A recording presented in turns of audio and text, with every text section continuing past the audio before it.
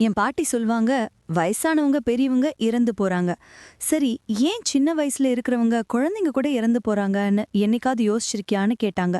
அப்போ என் பாட்டி சொன்னது நம்ப முடியாததா இருந்தாலும் அது ரொம்ப சுவாரஸ்யமா இருந்துச்சு. இதுக்கெல்லாம் ஒரு காரணம் இருக்கு அப்படின்னு சொல்வாங்க. பழங்காலத்துல ஒரு பெரியவர், அதாவது முன்னாடிலாம் மக்களுக்கு ஒரு செய்தி சொல்லணும்னா அத தம்பட்டம் அடிச்சு தெரு தெருவா போய் சொல்வாங்க.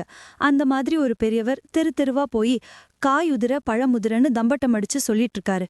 காயுதிர பழமுதிர அப்படின்னு சொல்றது 70 வயசுக்கு மேல, அப்புறம் வயதுல முதிர்ச்சி அடைஞ்சவங்க, வயசானவங்க இறந்து போறாங்க இல்லையா? அதுதான் அந்த காயுதிர பழமுதிர வார்த்தைக்கான பொருள்.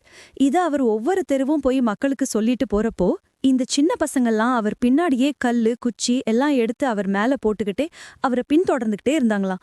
அந்த பெரியவர் விரட்டியும் இந்த சின்ன பசங்க கேட்காம கல்லு, குச்சி எல்லாம் அவர் மேல எடுத்து போட, அவர் வலி தாங்க முடியாம பிஞ்சு உதிர, காயுதிர, பழமுதிரன்னு தம்பட்டம் அடிக்க ஆரம்பிச்சுட்டாராம்.